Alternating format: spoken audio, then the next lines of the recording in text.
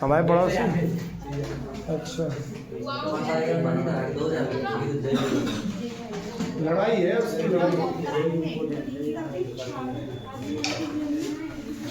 हाँ भैया, पॉइंट आपके सामने है। दो समांतर धारावाही चालक तारों के मध्य लगने वाला चुंबकीय बल का व्यंजक। तो सबसे पहले हम लोग एक धारावाही चालक तार लेंगे, ठीक है ना भाई? साला बात मत करो रे।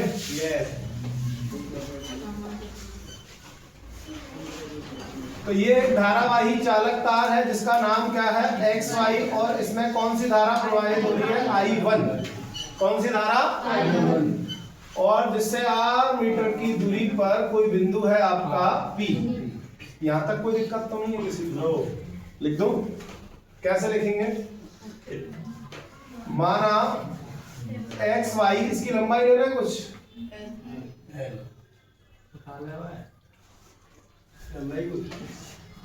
माना एक्स वाई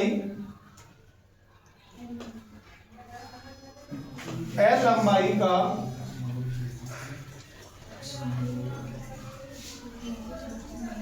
एक धारावाही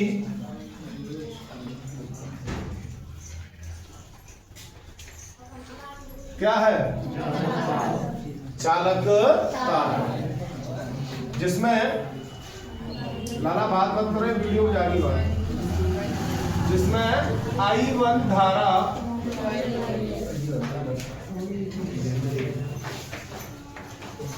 प्रवाहित हो रही है। कौन सी धारा, I1 धारा क्या हो रही है, जिससे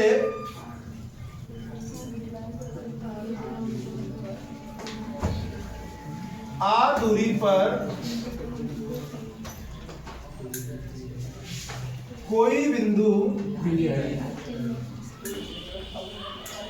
है। क्या है बेटा, कोई बिंदु P है। समझ में आ गया?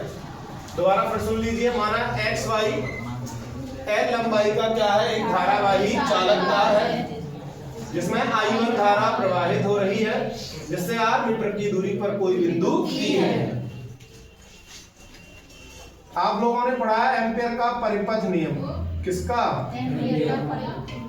एम्पेयर के परिपथ नियम से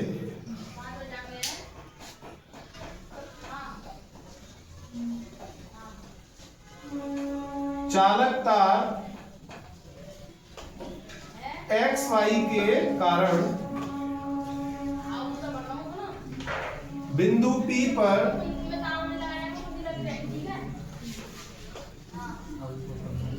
चुंबकीय क्षेत्र, पढ़ाया नहीं पढ़ाया मैंने कि सब, एक आपके पास चालक तार हो जिससे r मीटर की दूरी, r दूरी पर कोई बिंदु P हो, वहां हम लोग किसके नियम से, एम्पियर के नियम से क्या ज्ञात कर सकते हैं, चुंबकीय क्षेत्र। उसका फॉर्मूला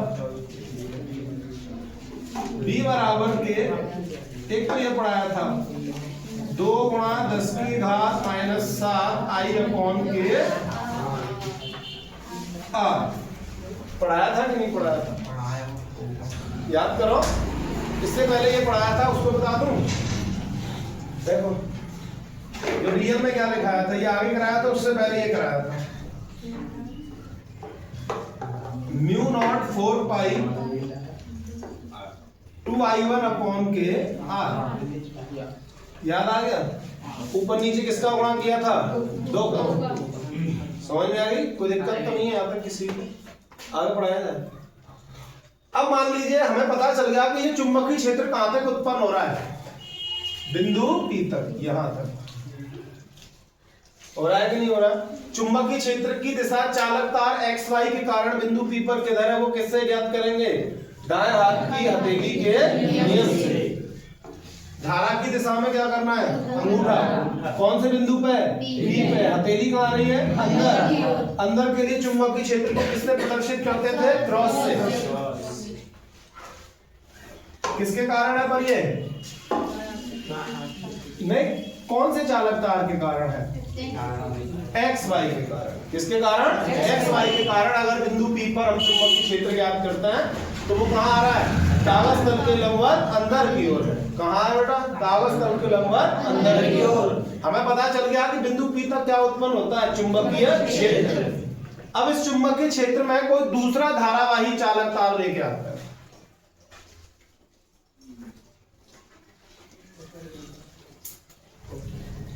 अब एक दूसरा धारावाही चालक तार है जिसकी लंबाई भी क्या है? L। नाम क्या है? CD।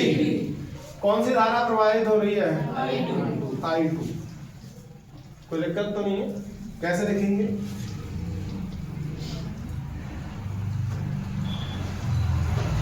अब बिंदु P पर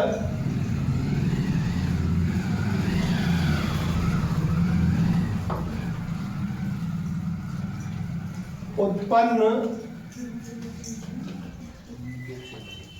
चुंबकीय क्षेत्र में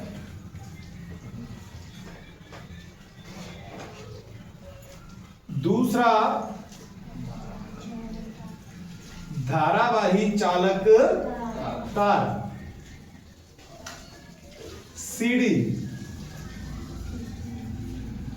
जिसमें I2 धारा प्रवाहित हो रही है,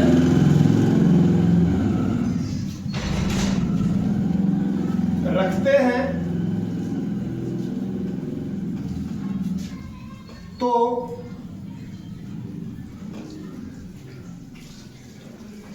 दोनों चालक तारों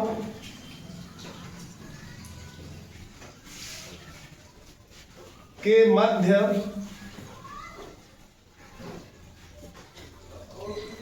लगने वाला चुंबकीय बल।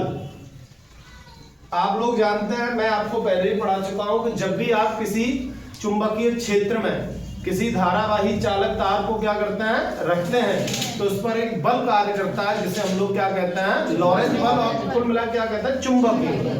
समझ में आई? तो जिस चुंबकीय क्षेत्र में आप लोगों ने क्या रखा है? दूसरा धारावाही चालक तार। जब धारावाही चालक तार चुंबकीय क्षेत्र में रखा गया है तो कौन सा बल लगेगा? चुंबकीय बल। चुंबकीय बल का फॉर्मूला क्या था? F बराबर के IBL साइन थीटा। समझ में आ रहा है कि नहीं आ रहा? IBL साइन थीटा, यही तो पढ़ा है। लेकिन अब आप ये बताओ कि अगर ये दूसरा धारावाही चालक तार नहीं होता तो चुंबकीय बल कार्य नहीं करता। लगता है नहीं चुंबकीय बल। समझ में नहीं। तो अब ये चुंबकीय बल आया तो ये कौन सी धारा ली जाएगी? I2। कौन सी ली जाएगी? I2। दूसरी के कारण आया। ठीक है ना भैया? अब हम लोग ज्ञात करेंगे I2 यानी XCD के कारण यहां कोई दूसरा बिंदु होगा P, वहां पर चुंबकीय क्षेत्र की दिशा क्या है? कैसे याद करें? धारा की दिशा में क्या करने वाले हैं? अंगूठा कौन से बिंदु पे? P पे। इधर कोई दूसरा बिंदु होगा P, X, Y जो भी है। हथेली कहाँ आ रही है? बाहर। तो इसके कारण जो चुंबकीय क्षेत्र उत्पन्न होगा वो यहां होगा। डॉट B किसके कारण? CD के कारण। और दोनों चुंबकीय क्षेत्र कैसे हैं? अब देखो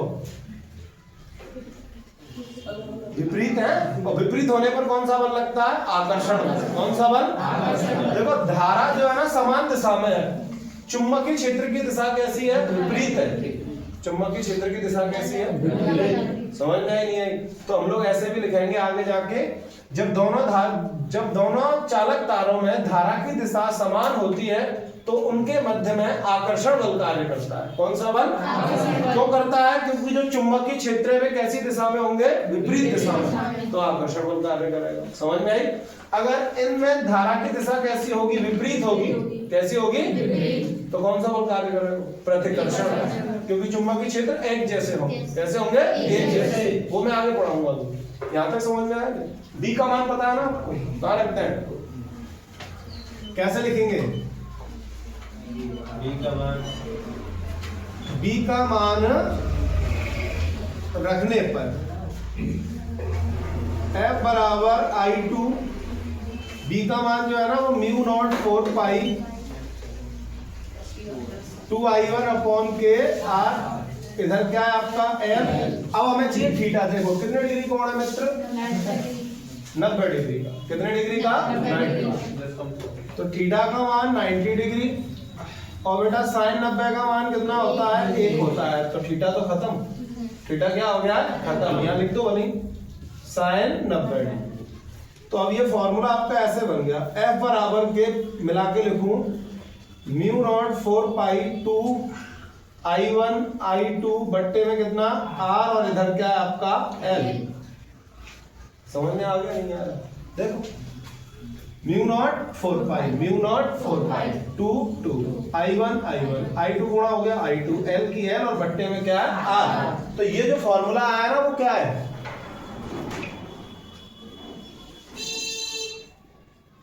चालक तार की